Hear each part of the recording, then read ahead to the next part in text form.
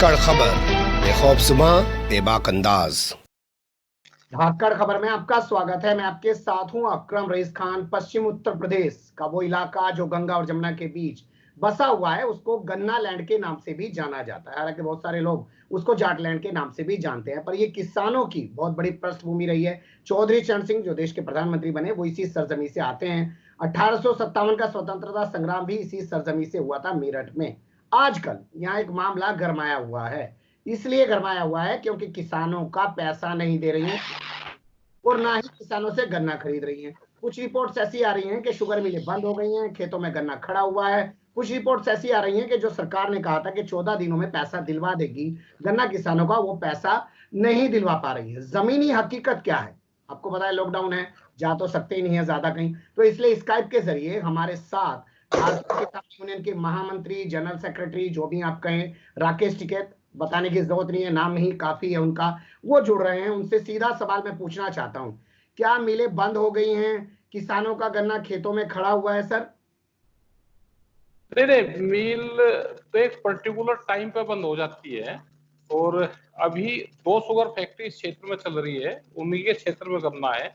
एक है शामली की शुगर फैक्ट्री, वो भी चल रही है और उम्मीद है कि वो 17 तारीख तक चलेगी फैक्ट्री, तो 17 तारीख तक उसका भी गन्ना फिनिश हो जाएगा। एक है Mansurpur sugar factory, Mansurpur sugar factory शायद 16 तारीख तक चल जाएगी, तो 16 तारीख में यहाँ का पूरा मुजफ्फरनगर का गन्ना खत्म हो जाएगा।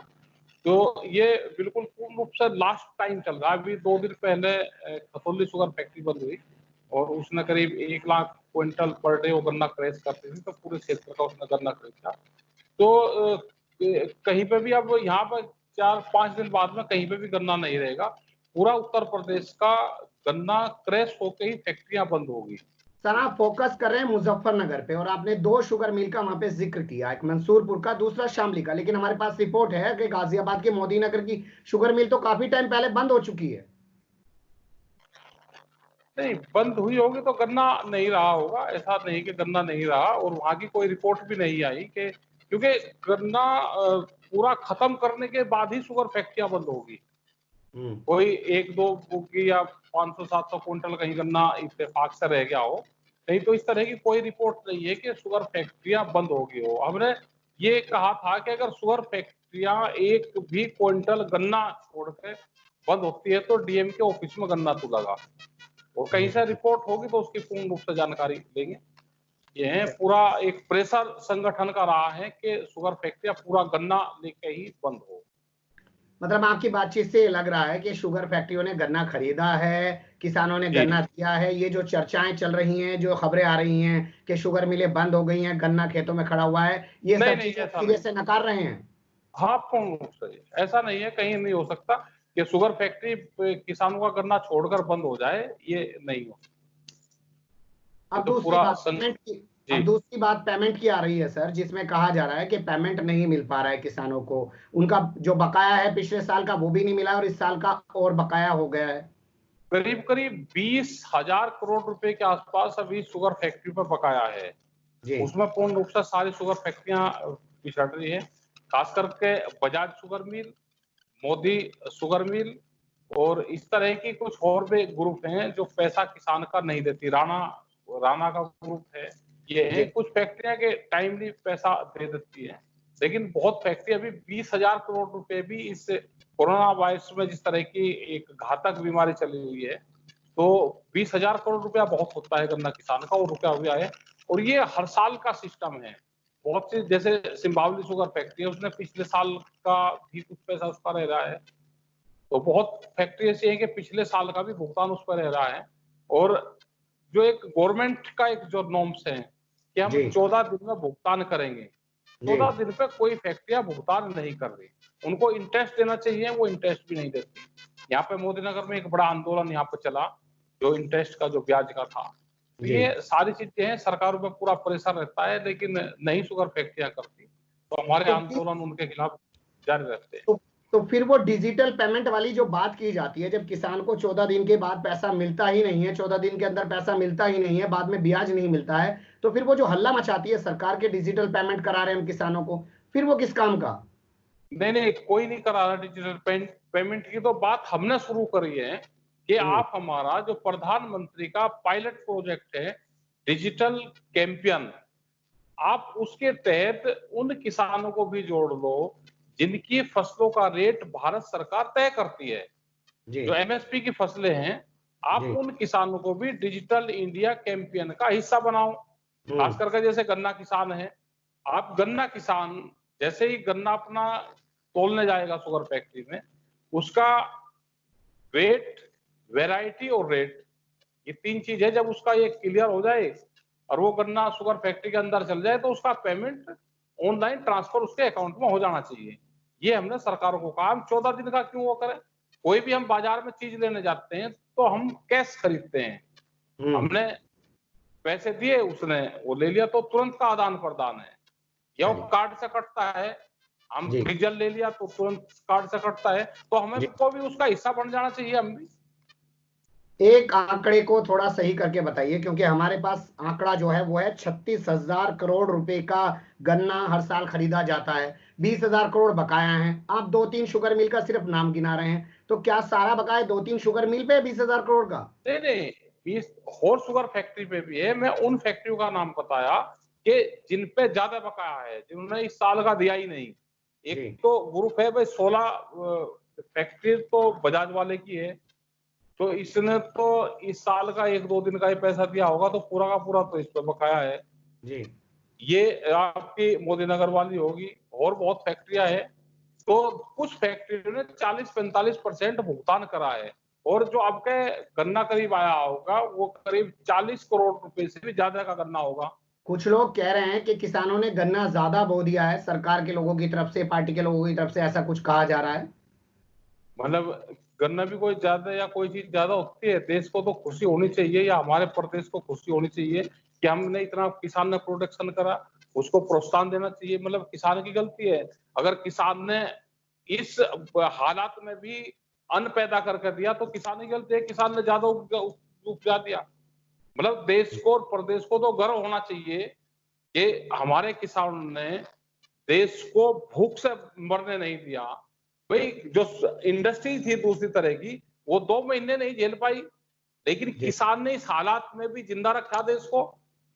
तो किसान को तो सम्मान करना चाहिए। सरकारों का जो पार्टी के लोग कह रहे हैं, इनको पता कुछ नहीं है पार्टी के लोगों को, क्योंकि ग्राउंड उस पर काम नहीं करते, तो इनको कोई जानकारी इनको नहीं है। ये चीजें वही बता सकता है जिसने खेत में काम कर रखा होगा। अभी जीडीपी का जो आंकड़ा आया है सर, जिसमें जीडीपी जितनी भी बताई गई है उसमें कहा गया है ये जीडीपी किसानों की वजह से इतनी बरकरार है, वरना जीरो से नीचे जा चुकी है। तो किसानों को तो क्रेडिट मिलना चाहिए इस बात का, और बेनिफिट भी मिलना चाहिए। जो 20 लाख करोड़ रुपए का पैकेज आया है सरकार का, भाई हमने कहा भाई किसानों के भी तो हिस्सा होगा कुछ। किसान ने इन हालातों में, मजदूर उसको नहीं मिला, उसने पुलिस के डंडे खाए, उसने चालान कटवाए, उसने बेइज्जती सहन करी, उसने बीमारी को नोटता देना। क्या कोई पॉलिटिकल आदमी या कोई व्यापारी अपने घर से बाहर निकला? नहीं निकला। लेकिन किसान और मजदूर सड़कों के ऊपर रहा। आपने जो, जिसको ये शहर का मजदूर कहते हैं, जिन्होंने प्लान करा है, ये गांव का मजदूर है, गांव का तो किसान है। ये इनके पास में सबके जमीन है, ये गांव का किसान है, शहर में इसको मजदूर कहते हैं, और ये देश में निर्माण दाता है। ये आपको नहीं लग रहा है कि किसानों को जब गन्ना का पैसा नहीं मिल रहा है और उनकी दुर्दशा ऐसी है, आपके सिसोली में, खुद आपके गढ़ में, जिसे कहा जाता है किसानों की राजधानी, वहां पे ओमपाल बालियान सुसाइड कर लेते हैं इस वजह से, परेशान होके? नहीं, बिल्कुल है, परेशान होकर सुसाइड करा है। उसमें गन्ना किसान था वो, और पूर्ण रूप से किसानों की यही हालात है। जब इस क्षेत्र में आत्महत्याएं घुस जाएंगी किसानों के बीच में, तो ये मान लो कि देश के किसानों पे संकट है, वो क्राइसिस में है। क्योंकि जो हमारे साथ में जो भेदभाव हुआ किसान के, उसको उसके फसलों का भाव नहीं मिला। सवाल ये भी नहीं कि उसका पेमेंट तो, अगर हमको ये भाव दे दे तो पेमेंट तो 1-2 दिन 10 दिन आगे पीछे हो जाए। 1967 में जो टिकैत साहब का फार्मूला था, 1967 में गेहूं का रेट 76 रुपया क्विंटल था जी। मास्टर की जो सैलरी थी वो 70 रुपया महीना थी, तो 1 महीने की सैलरी में 1 क्विंटल गेहूं नहीं खरीद सकता था। सोने का भाव 200 रुपया तोला था जी। तो आदमी गेहूं बेच के अपने 3-3.5 क्विंटल गेहूं बेच के 1 तोला सोना खरीद सकता था। मजदूरी की मजदूरी 5 किलो अनाज थी तो 50 दिन में गांव की जो ग्रोथ थी मजदूर की भी, वो 50 दिन किसान के खेत में ही काम करके 1 तोला सोना खरीद सकता था। क्या आज मजदूर 1 तोला सोना खरीद सकता है 50 दिन काम करके? कहीं नहीं खरीद सकता। क्या जो टीचर है उसकी 60-70 हजार रुपए की सैलरी है, जब वो 1 महीने की सैलरी में 1 क्विंटल गेहूं खरीदता था। भाई हमारे भी गेहूं के जो रेट है, जो हमारे फसलों का रेट है, वो उसी उसमें कर दो। 1 क्विंटल गेहूं बेच के हम 3000 ईंट आ जाती थी हमारी अब पर। जी। तो आज दिलवा दो हमको। तो जो आप देखोगे कि 40-50 साल पहले जो गांव का स्ट्रक्चर था वो मजबूत था। जी। जैसे जैसे गांव का स्ट्रक्चर और उनके पैसा कम आना शुरू हुआ, उनकी फसलों की कीमतें कम हुई तो ये प्लान शुरू हुआ। लेकिन यहाँ सर एक बड़ा सवाल खड़ा होता है कि क्या भारतीय किसान यूनियन सिर्फ मुजफ्फरनगर जिले तक सिमट के रह गई है, अब उसके आंदोलनों में दम नहीं रहा है? क्या आप किसानों को जगा नहीं पा रहे हैं? हो क्या गया है? आप लोगों ने काम करना छोड़ दिया है? अगर भारतीय किसान यूनियन ना होती तो देश में महाराष्ट्र जैसे हाल होते, उत्तर प्रदेश में भी। जी। उत्तर प्रदेश में भी आत्महत्याएं बढ़ती और उत्तर प्रदेश, हरियाणा, पंजाब जो ये स्टेट है जहां पे भारतीय किसान यूनियन का प्रभाव है, वहां पे आत्महत्याओं का आंकड़ा बहुत कम है। आप महाराष्ट्र चले जाएं, आप मध्य प्रदेश, आंध्र और वहां चले जाएं जहां पे किसान संगठन नहीं है, वो किसान संगठन किसी भी नाम से हो, तो वहां पे आत्महत्या का ग्राफ ज्यादा है। लेकिन यहाँ पे किसी बैंक से कर्जा ले लिया हमने, अगर बैंक वाला आएगा तो किसान ये कहता है कि मेरे पास में है नहीं, तो आइए मैं देता नहीं, उसकी जमीन नीलाम नहीं हो सकती। अगर किसान आंदोलन ना करता तो यहाँ पे मुजफ्फरनगर में ही साहब बुढ़ाना तहसील में एक किसान पे 13 लाख का कर्जा, उसकी वो 37 बीघे जमीन उसकी नीलाम कर रहे थे। और नीलाम भी कैसे करते हैं कि नीलाम भी छोड़ दी, उनको तो 13 लाख रुपया चाहिए अपना, 37 बीघे जमीन को 25-30 लाख रुपए में छोड़ के नीलाम भी बोल कर चल जाएंगे। 13 बैंक का मतलब है, 13 बैंक ने ले लिया और अपना उसके अकाउंट में डाल दिया। हम यहाँ किसी भी किसान की जमीन नीलाम नहीं हो सकती।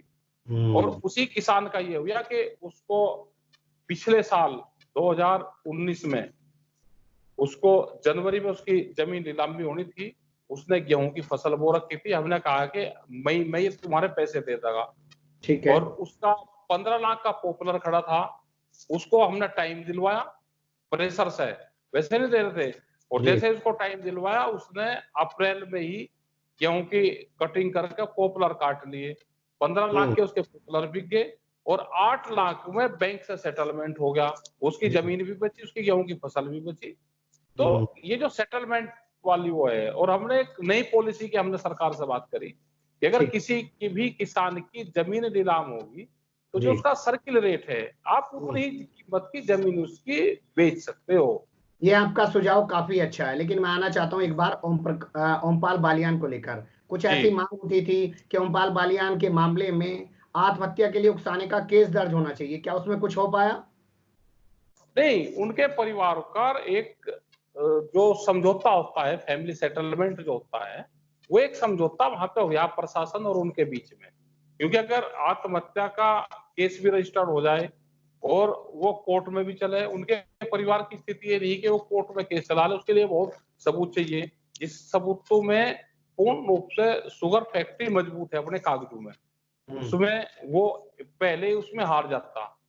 लेकिन उसके बाद में भी एक समझौता हुआ, 5 लाख रुपए मुख्यमंत्री ने दिए, 5 लाख रुपए शुगर फैक्ट्री ने दिए। जब वहां पे पॉलिटिकल पार्टी आ गई, वहां पे 2 पॉलिटिकल पार्टी ने भी पैसे 1 लाख रुपए दिए और कुछ किसान संगठन ने भी वहां पे 50,000 रुपए दिए। ये एक समझौता 10 लाख पे उनके परिवार का एक सेटलमेंट हो गया था। क्या ऐसा भी कुछ है कि भारतीय किसान यूनियन और राष्ट्रीय लोकदल के बीच कोई टकराव की स्थिति बन रही है किसानों की दुर्दशा को लेकर, गन्ना भुगतान को लेकर, ऐसा कुछ भी है क्या? नहीं, आंदोलन तो सब आदमी को करना चाहिए। आंदोलन जितने होंगे और सारी पार्टियों के एजेंडे में किसान को आना चाहिए। हम तो ये चाहते हैं कि पॉलिटिकल पार्टियों की प्राथमिकता किसान रहे और वो अपने एजेंडे में किसान को लेकर आए। तो हमारा टकराव थोड़ा है, हमारा तो इशू यही है कि पॉलिटिकल पार्टी के एजेंडे में फर्स्ट प्रायोरिटी पे किसान रहे। तो हमें तो बेहद ज्यादा खुशी है कि जितनी भी पॉलिटिकल पार्टी हैं वे किसानों के लिए अगर विपक्ष में रहे तो आंदोलन करें और सत्ता में रहे तो योजनाएं पे काम करें। ये हमारी डिमांड है। और टिकैत साहब जो बात अपनी कहते थे कि हमने किसानों को आवाज दी है, कोई सरकार सिग्नेचर पावर नहीं है, हमने आवाज दी कि वो अपनी भाषा में अपनी बात कह सकता है। और आज उसके साक्षात प्रमाण है कि प्रधानमंत्री भी बोलेंगे तो किसानों का नाम पहले लेंगे, मुख्यमंत्री बोलेंगे तो किसानों का नाम लेंगे, विपक्ष की पार्टियां बोलेंगी तो किसानों का नाम लेंगे। तो यही तो हमारा आंदोलन है। नहीं, क्या आपको नहीं लगता कि सिर्फ नाम ही नाम लिया जा रहा है? नाम तो डॉक्टरों का भी लिया गया था और 3 महीने में अब डॉक्टरों की स्थिति है कि उनसे थाली और ताली खूब उन पे फूल नहीं काम करते तो नहीं काम करते तो आंदोलन होता है। भाई हमारा जागरूक करने का काम है। अगर नहीं काम होंगे, नहीं वो होंगे, सरकारों के खिलाफ हमारे मूवमेंट रहते हैं, हमेशा हमारा आंदोलन रहते हैं। हम सरकारों से किसी भी पार्टी की सरकार आओ उसके चीफ मिनिस्टर से उनके उससे हम बात करते हैं। जैसे कल हम दुष्यंत चौटाला से हरियाणा के उसमें मिले तो हमने वहां पे भी गन्ना किसानों की जो गेहूं उन्होंने बेचा उन किसानों की बात करी। वहां पे जो टमाटर का किसान था जो बर्बाद हो रहा था उसको भावांतर के तहत उनमें 3.5 रुपए पर केजी के हिसाब से दिया हमने उसकी बात। तो हम हर मुद्दे पे हर स्टेट के चीफ मिनिस्टर से वहां की सरकारों से बात करते हैं, उनको पूरी पॉलिसी देते हैं। वे नहीं करते तो वहां पे आंदोलन करते हैं। तो आंदोलन से है कि अखबार के माध्यम से मीडिया के माध्यम से आएगा तो उनको ये लगेगा कि ये जलनशील मुद्दा है और इसको बंद करना चाहिए, नहीं तो पब्लिक हमारे अगेंस्ट होगी। क्या मीडिया की आपने बात की, आपको लगता है मीडिया किसानों की बात करता है, चाहे वो अखबार वाला मीडिया हो चाहे वो टीवी वाला मीडिया हो?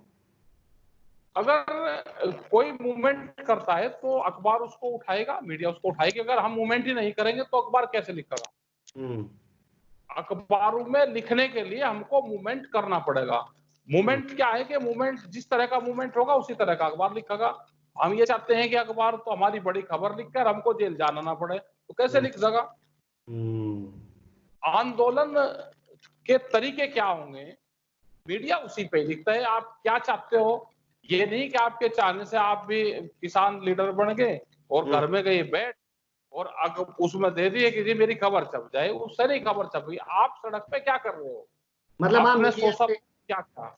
मतलब आप मीडिया से संतुष्ट हैं कि हाँ मीडिया जब मूवमेंट होता है तो दिखाता है? मीडिया से संतुष्ट है। अगर मूवमेंट होगा तो मीडिया की मजबूरी है, दिखाएगा वो। अगर मूवमेंट ही नहीं होगा तो मीडिया कहां से दिखाते?